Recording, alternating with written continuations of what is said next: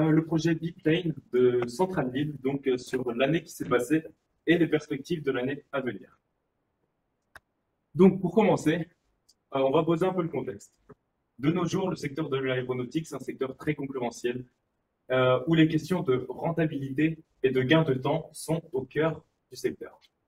Le Biplane est alors un projet hautement collaboratif lancé par l'entreprise Technoplane euh, en 2021, en collaboration avec de multiples institutions académiques, universités, et donc le but du projet est de développer, concevoir un aéronef moyen courrier à fuselage détachable pour fluidifier les opérations de logistique en aéroport.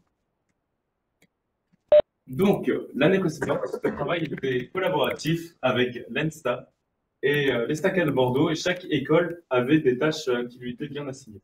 Donc, l'ENSTA a fait une revue du projet TRL3 pour passer à la phase TRL4, tandis que l'ESTACA Bordeaux s'est d'un côté euh, occupé de la phase communication et commercialisation du projet, ainsi que d'une étude aérodynamique et technique de l'appareil.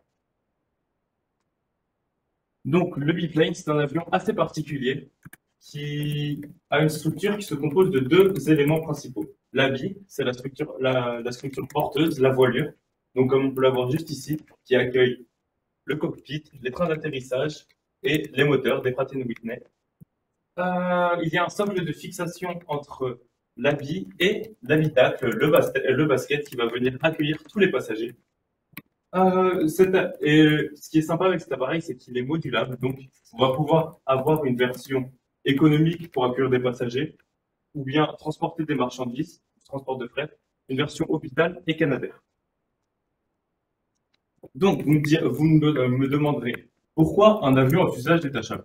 Tout d'abord, d'un point de vue logistique, ça permet de gagner du temps au niveau du chargement aux zones aéroportuaires, de réduire les besoins en carburant également et de réduire les coûts en matériaux et en entretien. D'un point de vue économique, ça permet également d'avoir une seule voilure pour plusieurs baskets et donc de proposer aux compagnies un gain économique, d'économiser de l'argent également en temps passé en aéroport et une réduction pour les passagers du prix du billet. Et ensuite, toute cette étude va être menée en le comparant. Je regarde. Ah non, c'est pas vous.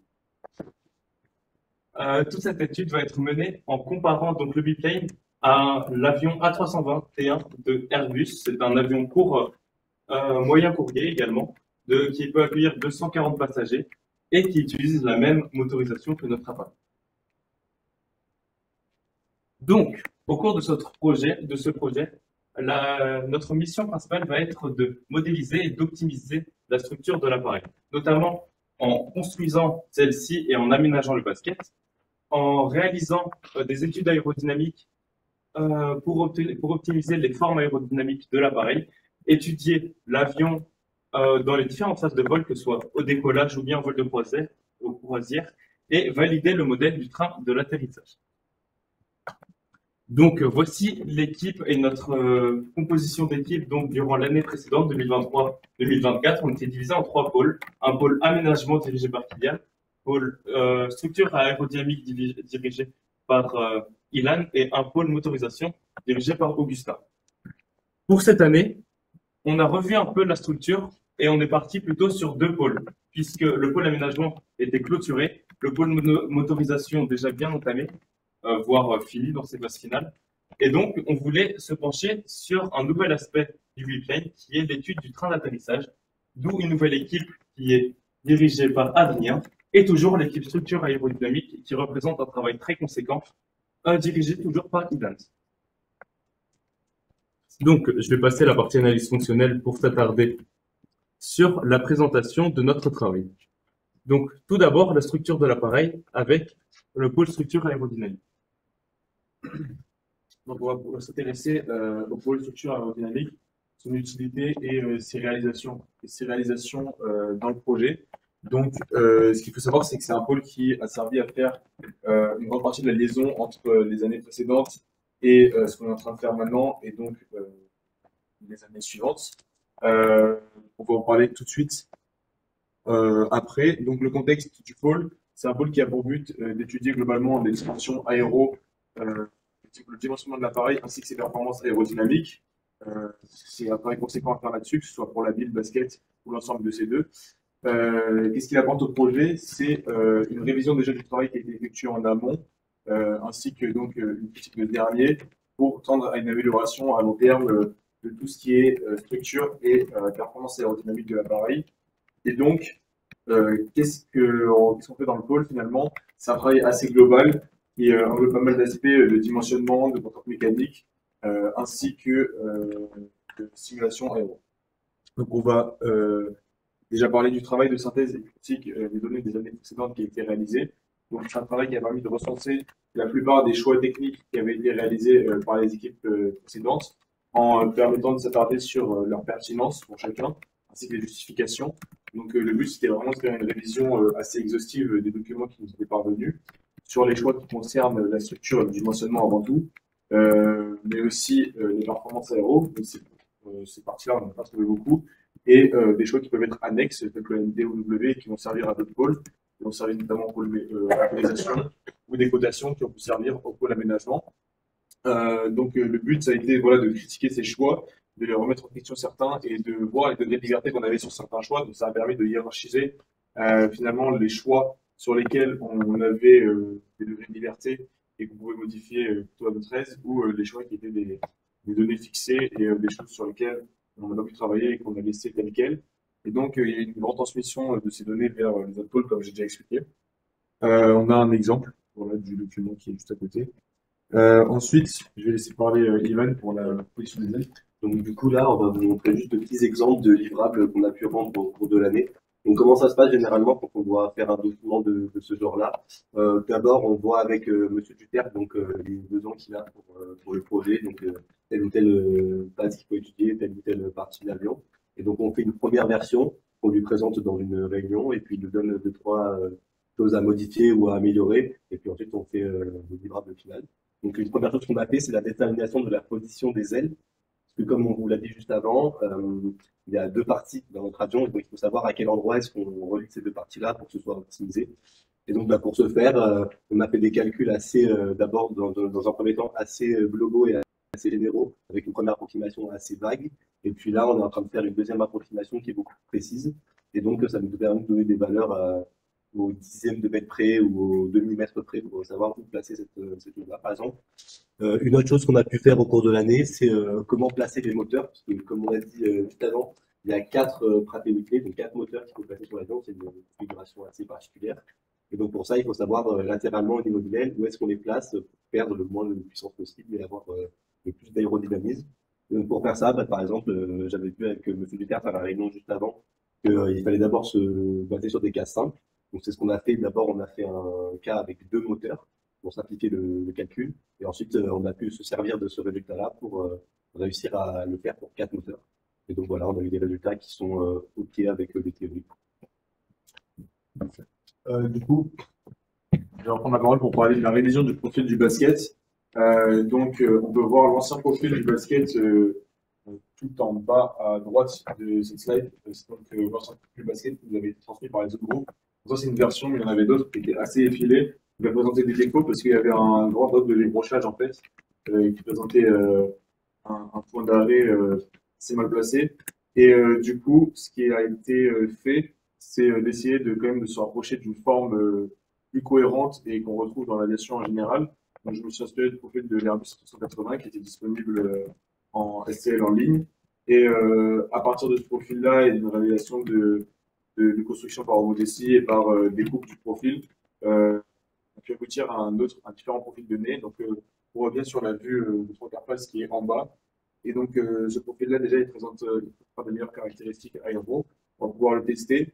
Et ensuite, ce qui a été fait, c'est que la difficulté de la tâche ici, c'est de faire un raccord cohérent entre ce profil de nez et la forme en tribune du basket qui nous est imposé donc par les années précédentes, c'est fixé et est imposé aussi puisque le pôle aménagement ayant fini son travail, on en parlera après, ils ont imposé les dimensions donc du basket. Et donc il y a eu tout un travail qui a été fait sur le raccord afin de limiter les décrochages sur le profil pour que ce soit le plus lisse possible et que du côté aéro, on ait des performances optimales à ce niveau-là. Et justement, ça va vous parler d'aéro.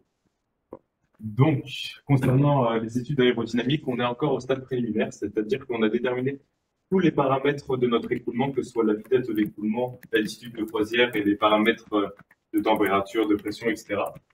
On part d'abord d'un ancien modèle qui avait été réalisé, donc une ancienne modélisation du biplane qui avait été réalisée par Submeca en 2015-2014. Donc, ce modèle n'est plus valable, mais ça nous permet déjà de paramétrer le logiciel pour ensuite, une fois qu'on aura réalisé entièrement la conception de notre appareil à nous avec le nouveau-né, la nouvelle queue et l'habit réétudié, ne plus avoir qu'à rentrer la nouvelle géométrie de l'appareil dans le logiciel et le calcul se feront automatiquement.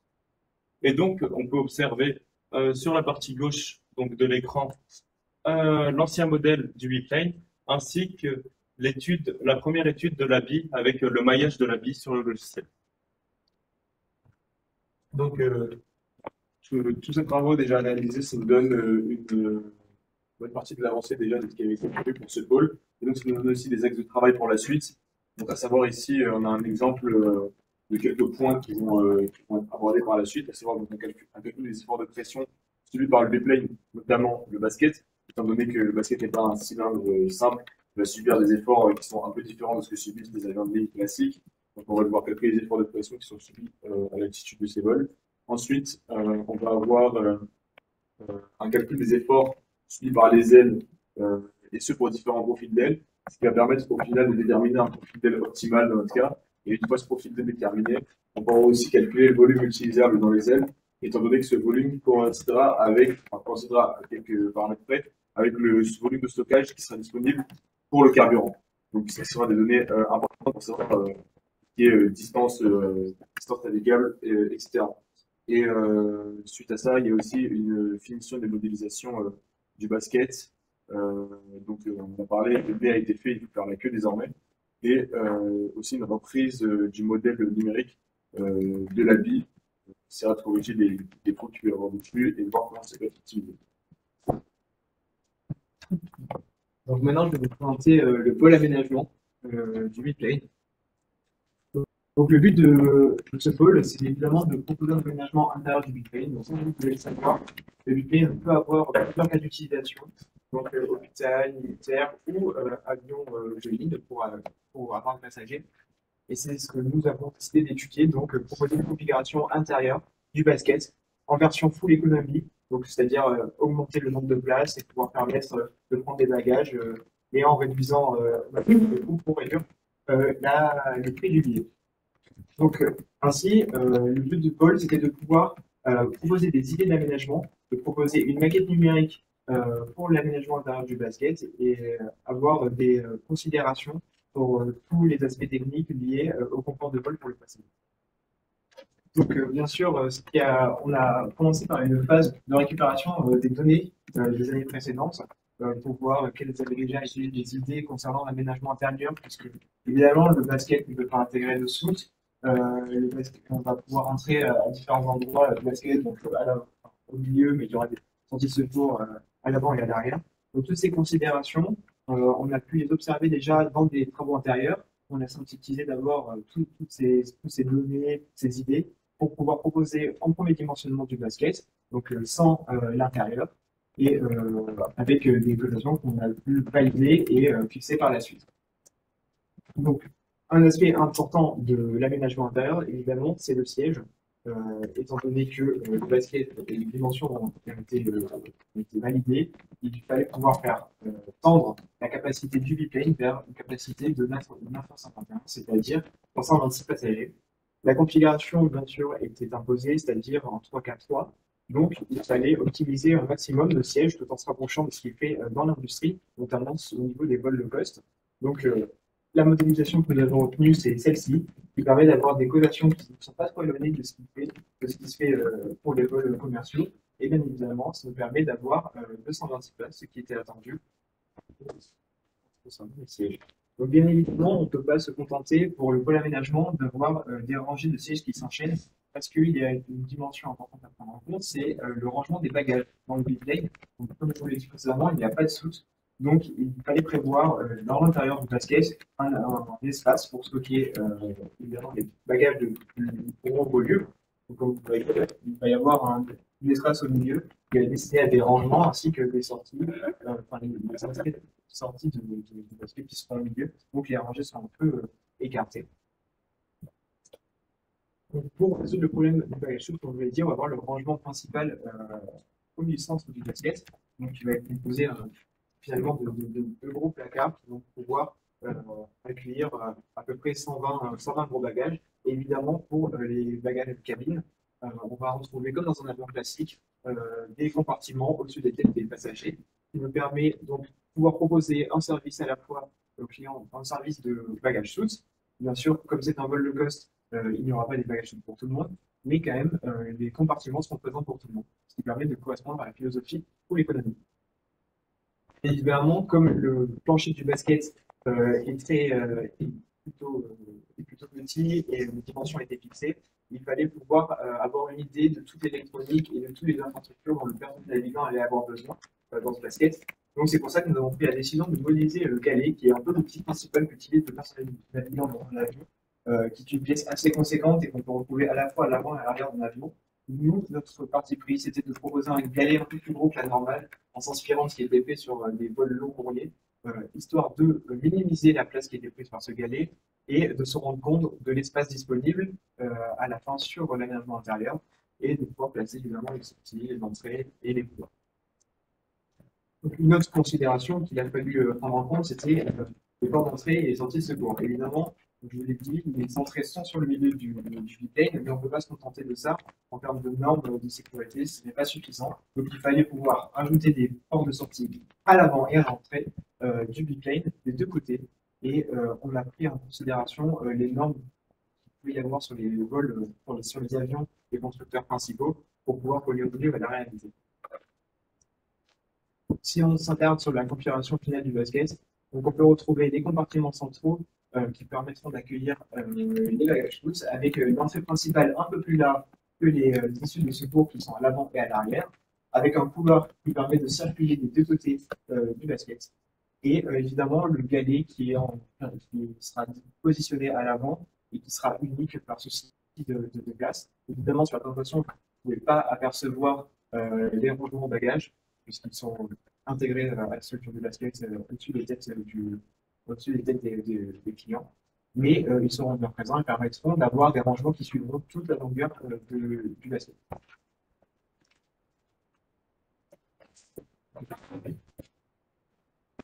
Je vais vous présenter la partie motorisation, voilà, le pôle motorisation de notre projet. Donc, pourquoi ce pôle? Tout simplement parce que c'est un avion, donc l'appareil va devoir voler et va devoir avoir une propulsion suffisante pour s'élever dans les airs et pouvoir en fait ne pas tomber malgré toute cette masse à l'intérieur. Et donc notre objectif, ça va être de vérifier différentes hypothèses et d'essayer de valider un cahier des charges fixé par Monsieur Duterre. Donc déjà, il y a quelques contraintes qui sont imposées. Donc que ce soit par le choix de la motorisation, pardon. Donc nous avons 4 moteurs Pratt & Whitney 150A que nous devons en fait utiliser, et également un turbofan CFM 56-3C1. Donc ça, c'est pour la motorisation. Et donc j'ai détaillé un petit peu les caractéristiques, voilà, sur que ce soit la masse, bien la puissance au décollage ou bien en vol de croisière. Mais nous avons également des contraintes en termes de masse maximale au décollage. Donc ça va inclure toute la structure de l'avion, mais également la masse des différents équipements, la masse des passagers, la masse du carburant. Donc il y a également ça à prendre en compte. Il y a aussi un critère non négligeable qui est le fait que l'avion doit pouvoir voler et décoller même dans le cas d'une panne moteur. Donc on va voir que ça va quand même avoir un impact sur notre masse maximale au décollage. Et enfin, un dernier critère, cette fois de distance franchissable. Nous aimerions en fait avoir un vol moyen courrier, donc un avion moyen courrier, qui puisse faire 5000 km. Donc, première chose, voilà, ça a été de vérifier en partant de la puissance les différentes pardon, masses maximales au décollage, donc différentes MTOW. Donc, nous voyons qu'au décollage, en fait, nous avons une masse maximum un peu plus élevée. Voilà, grâce à la densité d'air plus élevée. Mais dans le cas d'une panne moteur, on remarque bien qu'il y a une baisse de cette MTOW, donc nous devons y faire attention. Et là où c'est le plus déterminant, c'est lors du vol de croisière, où dans le cas d'une panne moteur, nous sommes à 100,5 tonnes de MTOW. Donc nous retenons ce résultat pour la suite. Et cette fois, nous allons faire un bilan de masse et essayer de retrouver une MTOW cohérente avec ce que nous avons précédemment obtenu. Et donc, en prenant différents composants, donc que ce soit la structure globale de l'appareil, en prenant le carburant, en prenant les moteurs, en faisant une approximation de la masse des bagages et des 226 passagers, et en prenant des éléments autres, tels que l'APU, bien des éléments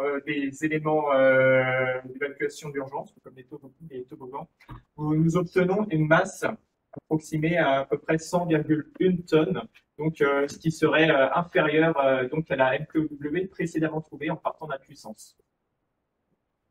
Dernier point de notre pôle, qui est la distance franchissable. Donc, en reprenant des coefficients généraux que nous avons pu trouver pour la 321, puisque en fait, le pôle aérodynamique nous fournira ensuite des coefficients un peu plus précis dans notre cas à nous. Nous trouvons en fait une distance franchissable un peu moindre à ce que nous espérions. Donc, nous trouvons 4000 km au lieu de 5000. Donc, c'est l'un des points le point que nous ne validons pas avec ce pôle-là. Mais ce sont des points en fait à détailler puisque déjà la finesse serait éventuellement améliorée. Et puis, comme je l'ai dit précédemment, les coefficients ne correspondent pas tout à fait à notre cas de figure.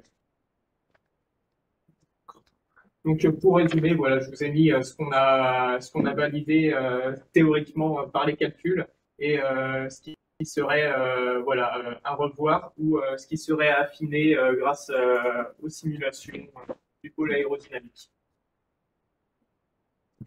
Donc pour finir, je vais parler du pôle de train d'atterrissage.